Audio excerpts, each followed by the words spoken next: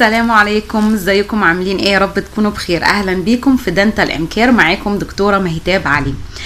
في الفيديو ده احنا هنتكلم عن اسئله واجوبه، اكتر اسئله بيسالوها لنا المرضى واجوبتنا عليها كاطباء اسنان. انا كنت نزلت لكم فيديو قبل كده قلت لكم فيه اختاروا ما بين موضوعين نتكلم عنه في الفيديو الجاي.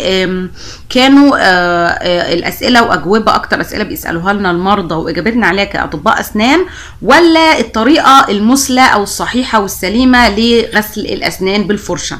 جالي تعليقات مش كتير بس كان معظمها اني نتكلم عن اسئله واجوبه، فهتكلم الفيديو ده عن اكتر اسئله بيسالوها لنا المرضى اللي بتخص صحه الفم والاسنان وايه اجابتها لينا كاطباء اسنان.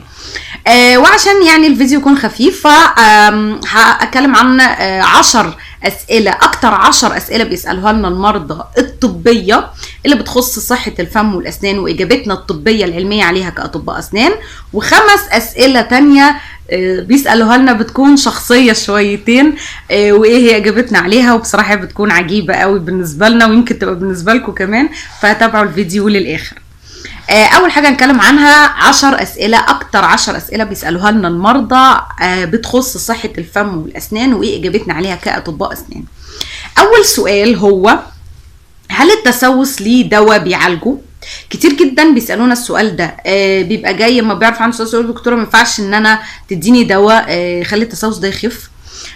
الحقيقه للاسف التسوس ملهوش دواء بيعالجه، مش زي الانفلونزا كده اديك مضاد حيوي مثلا فهتخف خالص والبكتيريا تروح، يعني ملوش دواء مثلا يخلي البكتيريا دي تختفي والمشاكل اللي سببتها في السنه تروح والتصبغات اللي هي الاسيدز اللي طلعتها تروح، اللي هي الاحماض اللي طلعتها واللي بتدمر في السنه تروح. ملوش علاج ابدا لكده، ويا ريت يخترعوا حاجه زي كده. بس هي السنه عامه ما عندهاش او ما اكتشفناش لحد دلوقتي انها عندها قابليه انها تشفي نفسها او تعوض نفسها بخلايا جديده. فبالتالي العلاج الوحيد هو اننا نشيل كل جزء المسوس ده خالص، بنشيل كل البكتيريا واثار الاحماض اللي سايباها واي تصبغات موجوده بسبب الاحماض ديت، وننظف كويس قوي قوي ونشيل كل الاجزاء اللي باظت من السنه ولحد ما يبقى بس الاجزاء السليمه، وبعدين نعوض الاجزاء المفقوده دي سواء اللي وقعت من التسوس او اللي احنا شلناها وكانت مسوسه، بنعوضها بحشوه عشان تعوض شكل السنه وتركيبتها، وكمان علشان نرجع العضة تاني السليمة مع بقية الأسنان اللي حواليها سواء فيها أو جنبها، زائد كمان نرجع وظيفة الأسنان تاني سواء كانت قدامانية أو خلفية وأمامية أو خلفية. وممكن نتكلم عن الموضوع ده في فيديو منفصل، لو عايزين اكتبوا لي في التعليقات. تاني سؤال هو: في علاج بدل حشو العصب يموت العصب؟ الصراحة ان الاسئلة دي بنتسألها كتير قوي، بس خصوصا في وزارة الصحة يعني بيجي لنا ناس كتير يسألونا السؤال ده وبيبقوا معذورين في كذا نقطة. اولا العصب بيبقى ألمه صعب جدا فبيبقى عايز يخلص. ثانيا في ناس كتير بتكره البنج وبتخاف من فكرة حقنة البنج. ثالثا ناس كتير ما عندهاش وقت او بتتضايق من طول وكترة جلسات حشو العصب، معناها دلوقتي بقت اقل، لكن في ناس بتتضايق من ان هو هيجي مرتين او 3 وساعات مش بيثقوا فيه.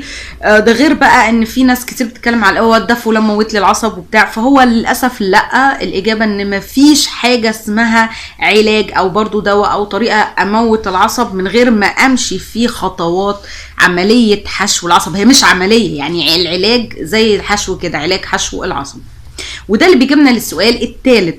السؤال الثالث هو: ايه هو حشو العصب ده وعبارة عن ايه وليه بياخد وقت كتير وبيوجع ولا لا؟ حشو العصب ده عبارة عن إزالة العصب الملتهب من جذور السنة المصابة والتنظيف مكانه من أي بكتيريا أو بقايا خلايا متحللة أو نكروتيك، ومن أي آثار للعصب الملتهب أو خلايا الالتهاب أو غيرها. علشان حتى لو في اي قنوات فرعيه من العصب بنشيلها حتى لو مش ملتهبه، علشان ننظف كويس قوي من بكتيريا والالتهابات، وما يبقاش في رد فعل تاني من الجسم اتجاه الالتهابات دي، ويخف خالص. خصوصا لو في خراج وكده كمان بندي معاه مضاد حيوي عشان يخف خالص، ويعني يتعالج خالص الخراج ده وتروح الالتهاب والخلايا المسببه ليها نهائيا. و زي ما بيقولوا على نظافه كده، نبدا ان احنا الفراغ اللي بيبقى في الجذور ده نحط فيه حشوه معينه من مواد معينه، نوع معين من المواد بيدعم الجذور دي ويسد الفراغ ده علشان ما يجيش تاني بكتيريا او ما يحصلش تاني اي التهابات في الجذور دي، وبالتالي يعني ما يرجعش تاني التهابات العصب دي تتكرر. هو بيوجع ولا لا؟ هو المفروض مش بيوجع، خصوصا ان انت بتاخد بنج، بس في حالات الالتهاب الشديده والخراج وكده البيشنت مش بيبقى تعبان هو على الكرسي، وبعد ما بيخرج وبيروح بقى مفعول بنج وكده ممكن زي ما بنقول بالمصري يقوم عليه، السنه تقوم عليه او الالم يقوم عليه، يعني يبدا يحس بالم تاني، حاجه اسمها بوست اوبراتيف بين. ده طبيعي، ومسكنات بس اسبوع ولا على حسب ما الدكتور بيحدد لك، حسب يعني المده اللي انت بتبقى بتعمل فيها الجلسات حشو العصب، وبعد كده خلاص بيروح خالص. وفي ناس بتخف، يعني بتحس ان هي يعني راحة تامة فورا من اول جلسة كمان. فلا هو مش بيوجع، ولو وجع بيبقى بسيط ابسط من لو انت الاول كنت سايبه يعني عامل التهاب، وبيبقى بس بيروح على طول باي مسكن بيحدده طبعا الطبيب. وليه بياخد بقى جلسات كتير؟ هو بيبقى على حسب الحالة وحسب السنة وحسب برضو يعني مواعيد الدكتور، يعني حسب ظروف كتير قوي، لكن هو ما بيبقاش اقل من جلستين، خصوصا في الحالات الصعبة واللي فيها خراج وكده، يعني مش هيبقى اقل من كده. رابع سؤال، هل لازم احط تركيبة او طربوش او كراون على السنة اللي معمول لها حشو العصب؟ الصراحة ان الموضوع ده كان الكونسبت او المبدأ المتعارف عليه زمان، هو اننا لازم لما نحشي عصب نحط عليها طربوش عشان يدعم السنة الضعيفة، وكان ده حاجة يعني مش غلط، يعني مدرس في الكتب، وكان فعلا الحاجة الطبية المتعارف عليها.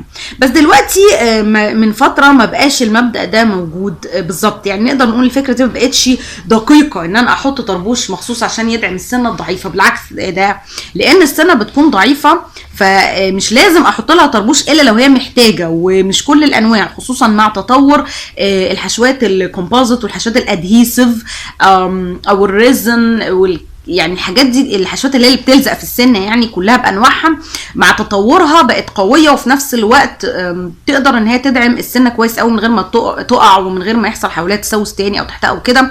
فعلى حسب السنه، يعني فكره ان لازم احط طربوش دي مبقتش دقيقه، يعني بقت على حسب الحاله، حاله السن نفسها، حاله البيشنت واهتمامه بصحه اسنانه، بيغسل باستمرار لا الكلام ده، رصه الاسنان، العضه، حاجات كتير جدا، وخصوصا في الاسنان اللي قدام، يعني لو حالتها مثلا 3/4 السنه موجود والعضه كويسه وحالتها تسمح باننا نحط حشوه بس، فيفضل كمان احط لها حشوه بس عشان شكلها كمان، ومفيش داعي نشيل من اجزاء سليمه لمجرد ان انا احط طربوش. السؤال الخامس، ايه احسن معجون اسنان استخدمه؟ طبعا ده اكتر سؤال بيتسأل، يمكن المفروض ده نمبر 1 كمان. والله هو الناس بتعتقد من الدعاية والإعلانات إن المعاجين مختلفة، لكن الحقيقة سوري أنا أسفة، الألارم بيرن. الحقيقة إن سوري، نرجع الفيديو. إيه أحسن معجون أسنان استخدمه؟ قلنا الناس بتعتقد إن من الاعلانات المعاجين مختلفه، لكن الحقيقه ان المفروض المعاجين كلها شبه بعضها، بتختلف في حاجات بسيطه زي مثلا معاجين التبييض او معاجين الاسنان الحساسه بس، او معاجين الاطفال طبعا. فالمعجون اللي فيه فلورايد هو ده المعجون المناسب. وممكن نتكلم عن موضوع معجون السنان ده لانه طويل شويه في فيديو منفصل، بكمان ايه نسبه الفلورايد بالظبط المفروض تكون في المعجون، لان في معاجين بتبقى فيها فلورايد بس بنسب اقل. فاكتبوا لي تحت في التعليقات لو عايزين اعمل لكم الفيديو ده، هو فيديو مهم ان شاء الله اعمله قريب على العموم. على اي حال فهي اهم حاجه في معجون السنان هو معجون الاسنان اللي فيه فلورايد، الا لو الدكتور الاسنان قالك على نوع معين علشان حالة معينة في أسنانك. طيب السؤال السادس، ايه احسن نوع فرشة اسنان استخدمها؟ برضو موضوع فرشة الاسنان بيبقى على حسب الحالة، يعني كل حالة وكل نوع اسنان وحالة، سواء بقى فيها تركيبات، فيها مشاكل لثة، فيها تصبغات، اسنان حساسة مش حساسة، فكل حالة ليها فرشة مناسبة ليها. يعني اصحاب اسنان حساسة زي ما قلت لكم مثلا دول لازم يستخدموا فرش ناعمة جدا، كمان في فرش مخصصه للاسنان حساسه. اما مثلا الشباب عامه او الناس اللي حاله لسه عندهم كويسه وما عندهمش اسنان حساسه ومشاكل، غالبا بيفضل ليهم الفرشه الاسنان المتوسطه او الميديم. ممكن برضو نتكلم عن انواع فرش الاسنان غير الفيديو اللي فات، كانت انواع فرش اورال بي بالذات. ممكن اعمل لكم نوع يعني جزء تاني اكلمكم عن انواع الفرش على حسب انواع السنان، يعني يبقى بطريقه مختلفه بحيث ان انتوا تقدروا تطبقوها على اي نوع فرشة اسنان تانية. لكن تابعوا برضو فيديو انواع فرش اورال بي، هتستفيدوا منه جدا فيكم تعرفوا نوع الفرشة المناسبة. السؤال رقم 7، انا جالي ناس كتير بتيجي تقول لي كده بالظبط، انا جالي التهاب مثلا، عنده التهاب في السن مثلا جنجيفايتس، عنده تسوس كيريس، عنده التهاب، قلت له انت عندك التهاب في العصب بعد ما يشرح لي الشكوى، فيقول لي طيب انا دلوقتي التهاب العصب او تسوس او التهاب اللثه ده دكتوره انا كنت بمشي على غسول الفم وبغسل اسناني بالفرشه والمعجون، ليه ما بيخفش؟ طيب هو مبدئيا كده غسول الفم والفرشة والمعجون مش علاج، دول وقاية. يعني انت بتغسل اسنانك علشان ما تسوسش وعلشان ما يحصلش التهابات في اللثة بسبب التراكمات الجيرية، ولكن هم مش بيخففوها لو حصلت.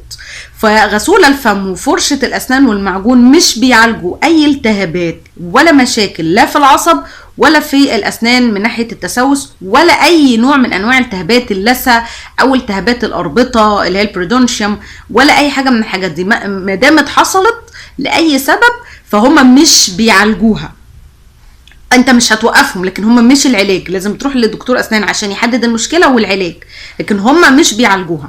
فلازم بنعالج السبب على حسب الحاله.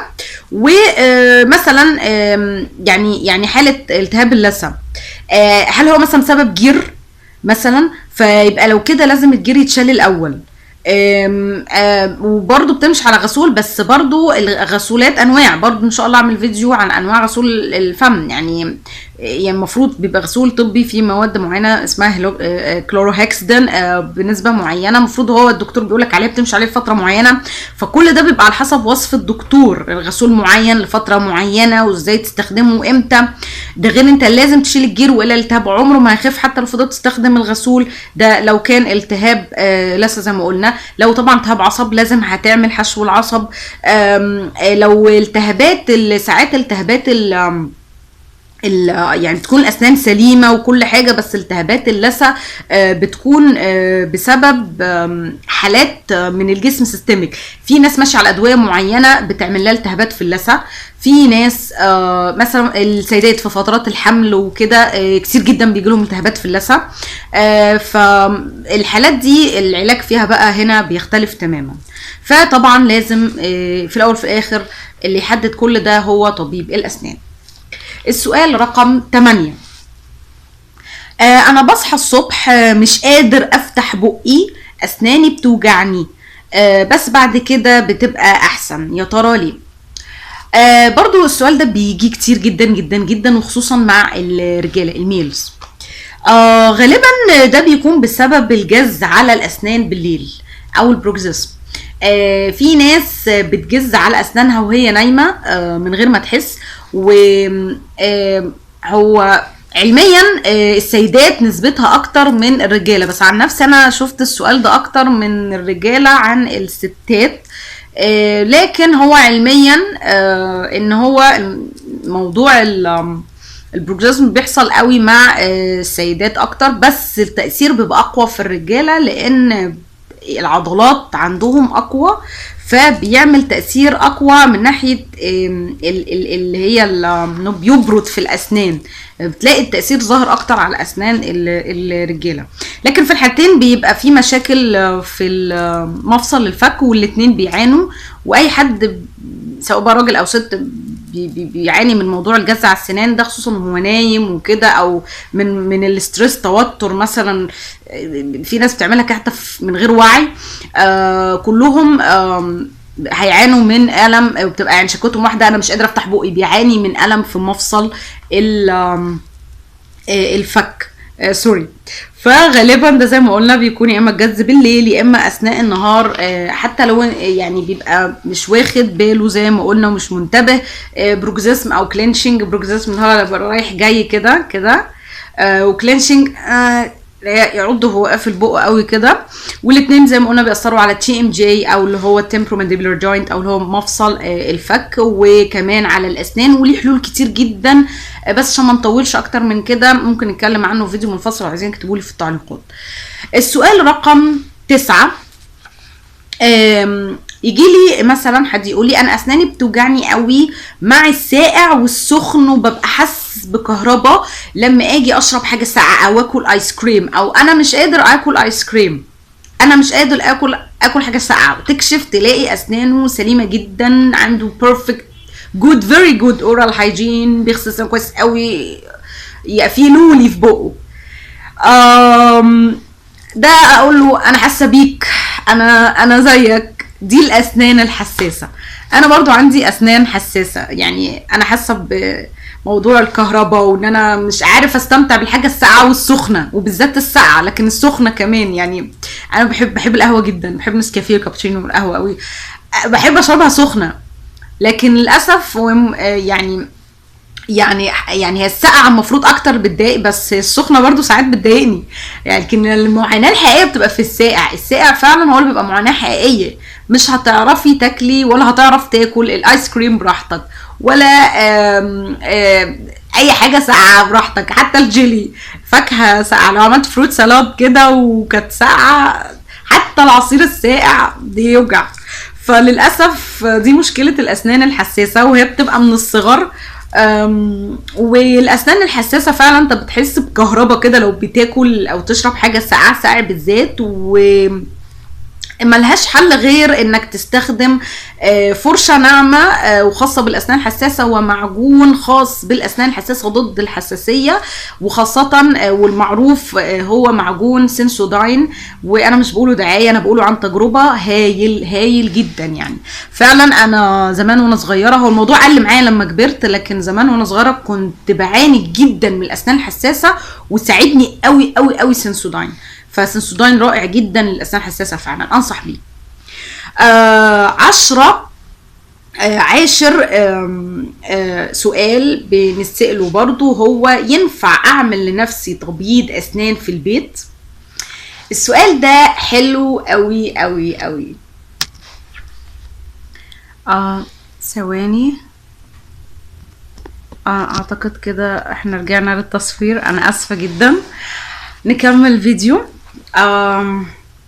قلنا السؤال العاشر، ينفع اعمل لنفسي تبييض لاسناني في البيت؟ الحقيقه في فعلا تبييض بيبقى في البيت. في نوع طبي من تبييض الاسنان اللي هو بنسميه عندنا الهوم بليتشنج، وده فعلا نوع من التبييض بيتعمل في البيت. المريض هو اللي بيعمله في البيت، بيعمله بنفسه لنفسه. وهو يا اما انه بيبدأ عند الدكتور اول خطوة وبعد كده بيكمل بقية الخطوات في البيت، او يا اما انه هو بيبقى من اوله في البيت. ولكن في الحالتين او في اي حالة لازم يكون تحت اشراف طبيب الاسنان. يعني خدوا بالكم، لازم يكون دكتور الاسنان عارف انت هتعمل ايه بالظبط. لازم هو اللي بيحدد لك بالظبط النوع والطريقه والجرعه والتوقيت وكل حاجه هتعملها علشان يتم التبييض ده بطريقه صح من غير ما يأذيك. وبلاش يعني مش مقصود بيها البودرات اللي بتتباع في الصيدليات دي تبقى مش عارفه بكام العلبه ولا مش هي دي، وتاخدها تعمل بيها كده فتبيض اسنانك. دي مضره جدا، دي جدا جدا جدا. البودر اللي بتتباع على الارفف بتاعت الصيدليات دي مضره جدا. يعني دي الانواع اللي بنستخدمها في الهوم بليتشنج دي انواع تانية خالص. ممكن نتكلم عنها مع سلسله، انا هعمل ان شاء الله سلسله فيديوهات عن تبييض الاسنان، فممكن نبقى نتكلم عن الموضوع ده بعد كده بالتفصيل في سلسله الفيديوهات دي في فيديو لوحده. لكن الهوم بليتشنج المقصود اللي هو ممكن نعمله ده بيحدده بس دكتور الاسنان ليك، يقول لك ايه اللي هيستخدم. يا اما بتاخده من عند الدكتور نفسه، اما اللي هو هيقول لك هات ايه من الصيدليه ويقول لك الطريقه وتستخدمه ازاي. يعني لازم يكون تحت اشراف طبيب الاسنان، غير كده يفضل عدم استخدام اي حاجه من الانواع التجاريه من نفسك، لان ممكن مهما كانت الكواليتي بتاعتها برضو تضر اسنانك بطريقه او باخرى، ويعني الامر ما يسلمش يعني. فيفضل يكون تحت اشراف طبيب الاسنان. بس دي كانت الاسئله اللي بيسالوها لنا المرضى لينا كاطباء اسنان وردودنا عليها كاطباء اسنان، اللي هي الاسئله الطبيه العلميه.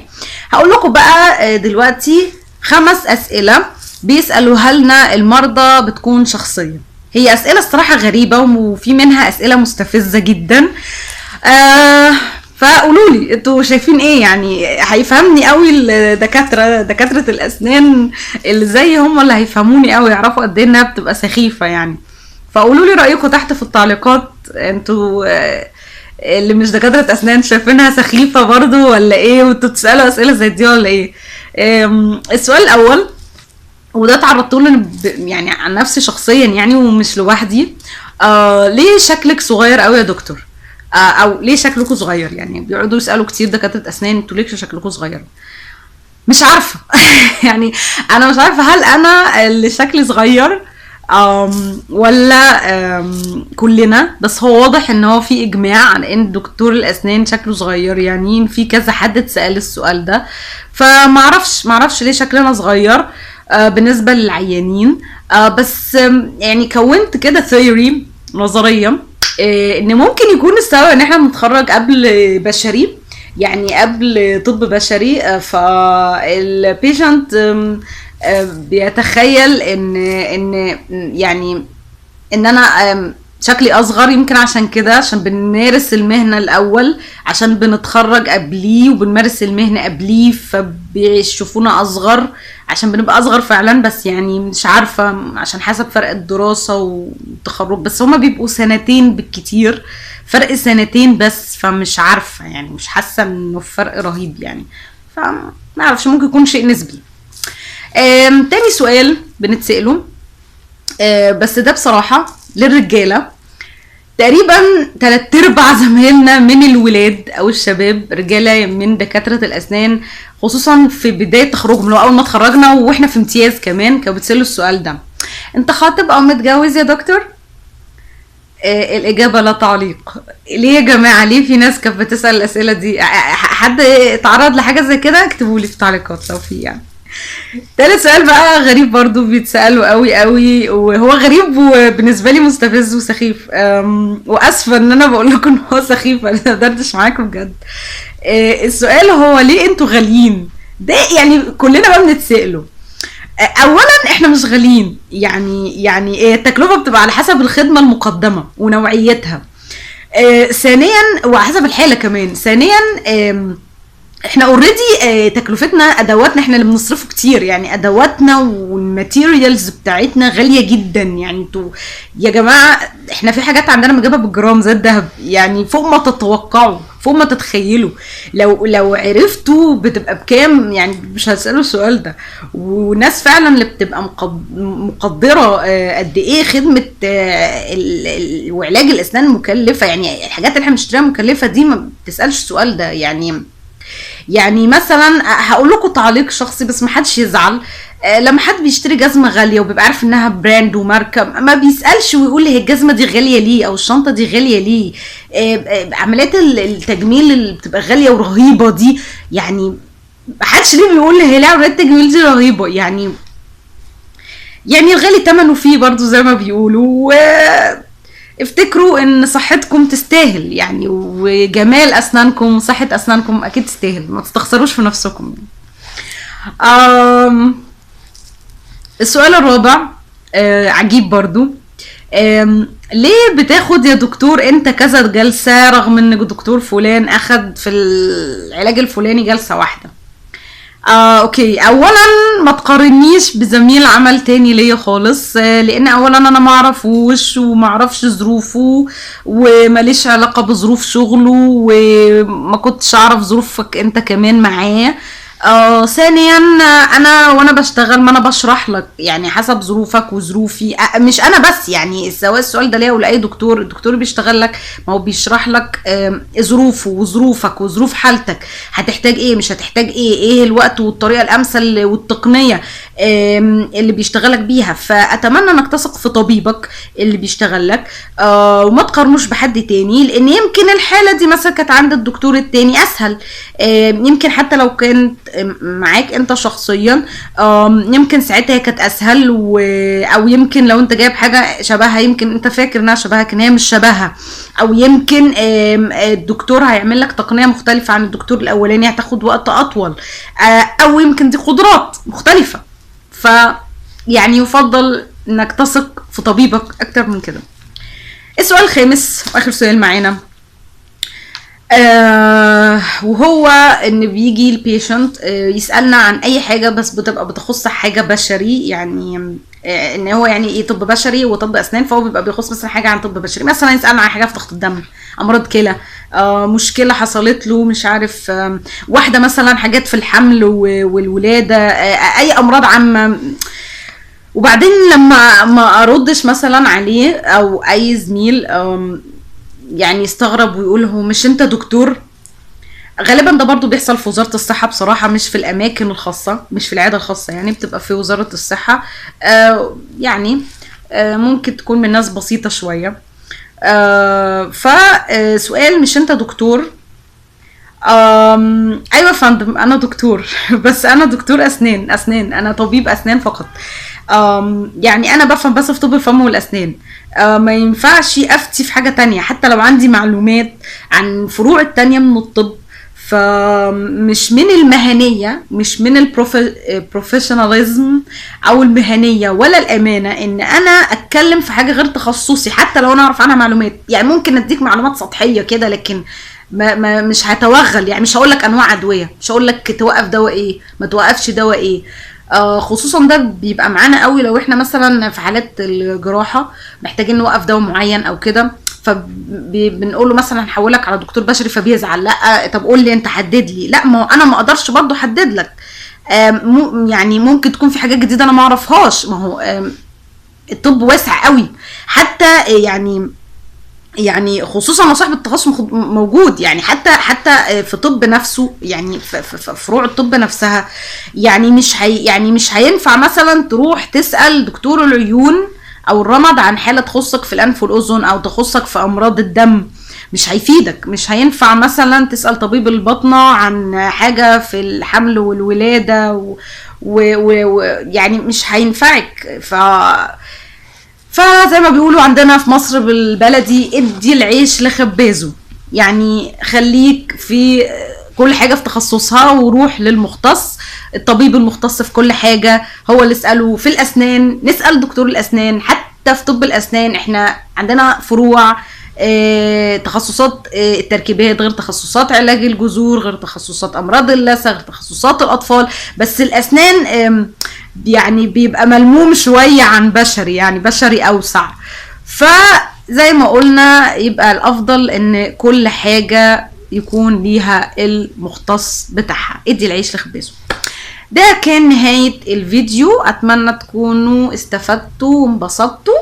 ما تنسوش تعملوا لايك للفيديو وشير ليه، يعني نشوفه في اكبر قدر ممكن عشان تعمل فائدة.